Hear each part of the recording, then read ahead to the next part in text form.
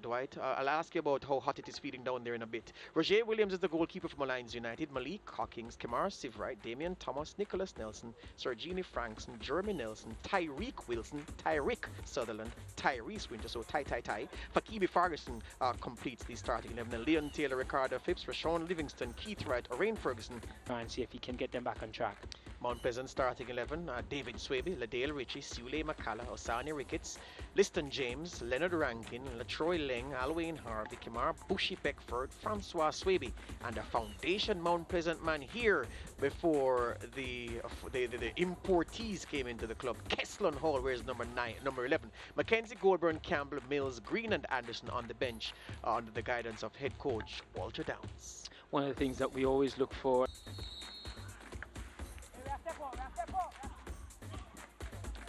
Highlights from the game. Mount Pleasant through Harvey with this effort that was beaten away by Roger Williams. And then came the goal. Look at Frankson's curling cross, flicked on by Jeremy Nelson. Osani Ricketts should have cleared his lines, but Nicholas Nelson stole in. Just a little touch. It wasn't pretty, the finish, but the build-up certainly was. The flicked on header from Jeremy Nelson and the cross from Sir Jeannie Frankson. And Mount Pleasant going down in the 4th minute to that strike. Then Sivrite's effort blocked, but watch Wilson from distance, bang! David Swaby on tap. Kamar Beckford swings this, looking for Swaby. Swaby's header into an area of uncertainty. Latroy Leng plays Kesslon Hall, who aims for the near post but finds the side netting. And then Leng will put a nice shape on this cross that Swaby misses because he thought that Sivrite would have cleared his lines.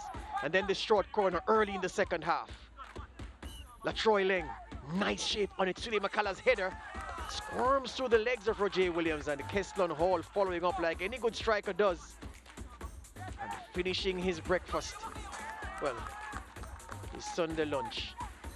Liston James started this move, fed Swaby, continued his run into the box. The beautiful cross met his forehead, thumping header.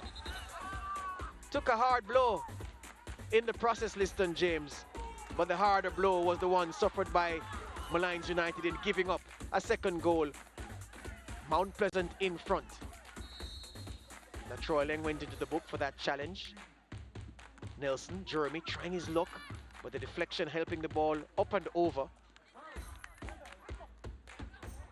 And then Kesslon Hall into the box for Bushy Beckford. With his effort, well, couldn't get there because Roger Williams was there first.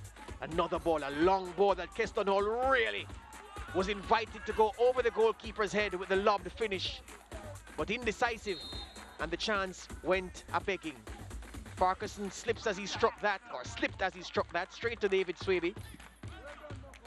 Liston James again clearing. Swaby will eventually bring this under control. Plays it to Jordan Fletcher, looks to curl one to the top right-hand corner. Didn't miss by much, but he missed. And then the corner kick, look at Jeremy Nelson bending to flick the header onto the back post for Sir Jeannie Frankson, unmarked. Look at how many white shirts are in the box. Nobody thought it fit to mark Sir Jeannie Frankson, and he was gleeful for the inattention to steer home the equalizer. 2-2. Molynes United getting something from the game, and Nicholas Nelson is standing by, basket in hand. Dwight Jeremiah has our interview. Very good performance from you today, all-round performance, a goal and an assist. But I want to ask you, do you feel that your teammates give you too much work to do? I mean, you were at both ends of the park. Well, first half I was overworked, but second half when we go in changing, we fix it and we get the job done. Yeah, good performance from you today. Any targets for the season in terms of goals? Yeah, well, I put my mind to at least 15 to 20 goals this season. All right, with that work rate and getting into the good positions, you might just get that. Thank you very much and all the best. Good, thank you. There we have the goal scorer today and an assist for Molynes. In terms of the game, what pleased you the most about the performance today? Well, how we started the game. We started the game on the right foot, how we wanted. to play, because we analyze our opponent and, you know, we make some changes on our team and we attack and we got the first goal.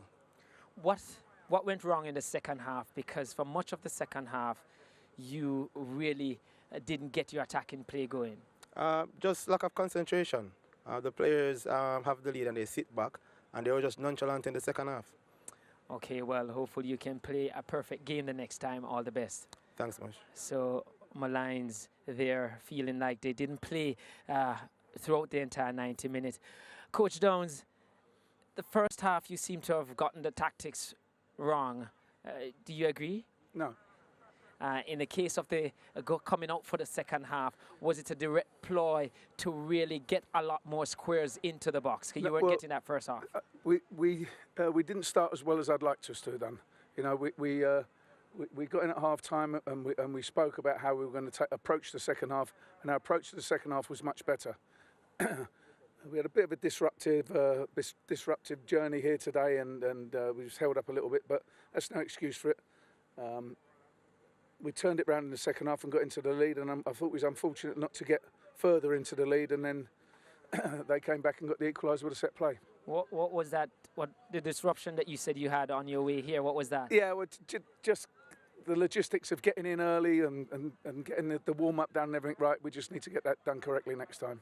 And did the pace that Molynes played in the first half disrupt your team's rhythm?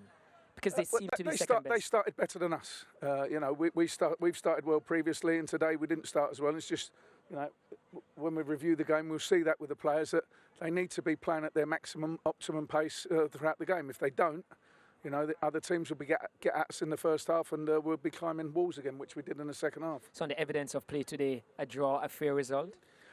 No, I thought that we edged the second half. I thought we should have gone to 3-1 up and possibly 4-1 up.